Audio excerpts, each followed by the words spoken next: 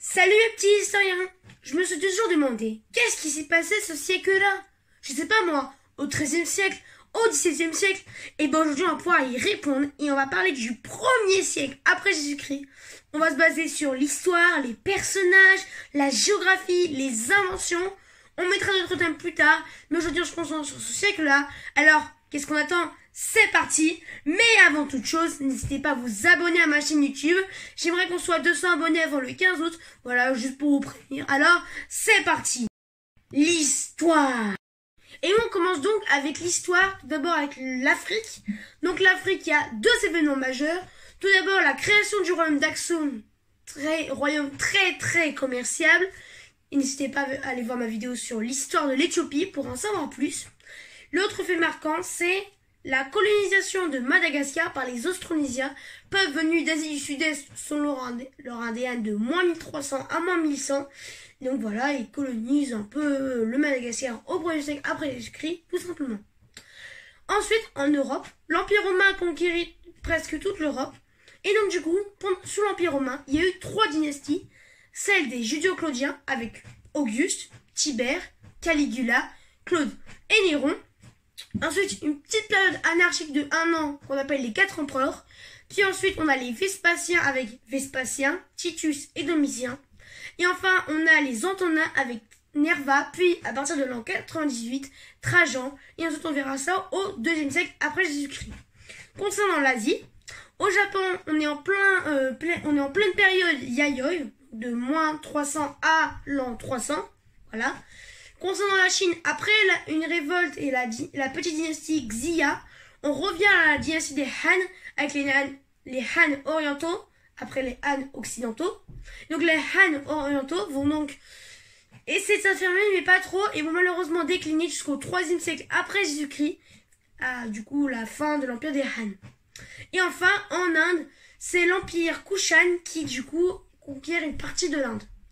Concernant le Moyen-Orient, 3 faits marquants. Tout d'abord le ministère de Jésus, puis l'expansion du christianisme dans l'Empire romain, puis dans d'autres pays. Et enfin la destruction du Second Temple en l'an 70 par Titus, le fils de l'empereur Vespasien. Et enfin concernant les Amériques et l'Océanie, il n'y a pas trop de changements, il y a surtout une évolution des cultures et l'âge du bronze et du fer. Et maintenant on passe au personnage. Comme pour l'histoire, on va parler d'un personnage par continent. On va commencer par l'Europe avec Octave ou Caius Iulius Caesar Octavius. Alors très connu pour 2 choses. Tout d'abord la bataille d'Axum en moins 31 où tout simplement il bat le lieutenant le plus proche de César, Marc-Antoine, et la reine d'Égypte la plus connue sûrement, Cléopâtre VII ou Cléopâtre VII. Il est donc les bat à la bataille d'Axum et fonde l'Empire romain en moins 27 et consolide ses frontières, agrandit aussi ses frontières, du coup jusqu'à sa mort en l'an 14. Concernant l'Asie, il y a 2 personnages illustres.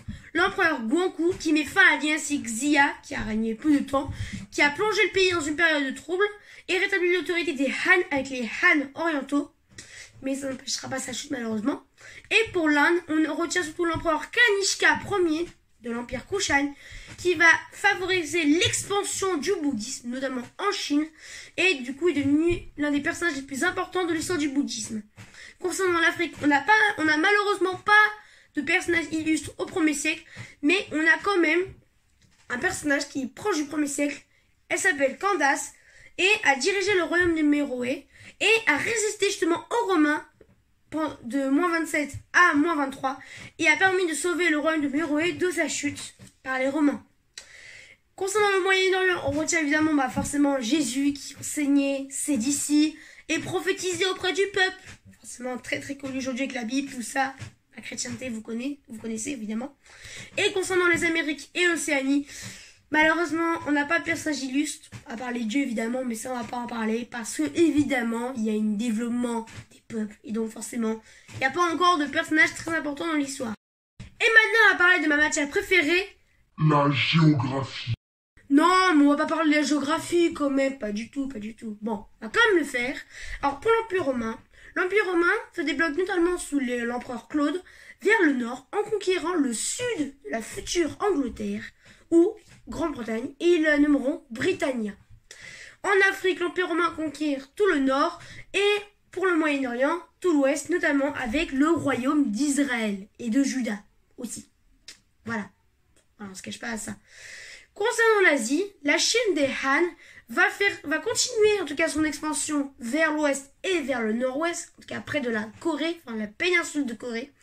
Et pour l'empire Kushan dans l'Inde, va continuer son expansion vers le sud, conquérant une partie de l'Inde, à ce moment-là dirigée par l'empire Satavahan. Et enfin, pour finir en beauté, les inventions.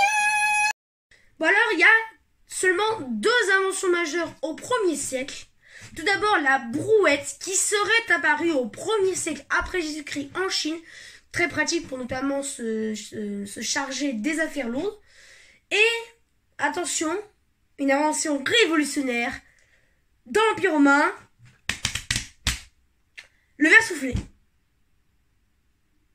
Ok, le verre soufflé, mais un petit bonus. On a évidemment, pour une note plus joyeuse, pour l'architecture, donc dans l'Empire romain, on a les mastodons, les aqueducs, en France, comme le pont du Gard, le Colisée, ou encore l'Arc de Triomphe qui sera inspiré plus tard par la France, qui construira notre Arc de Triomphe à nous. Yes! Merci beaucoup d'avoir vu cette vidéo. N'hésitez pas à vous abonner à ma chaîne YouTube, du moins si vous avez aimé ces vidéos, et bien évidemment, abonnez-vous à la chaîne de mon grand frère.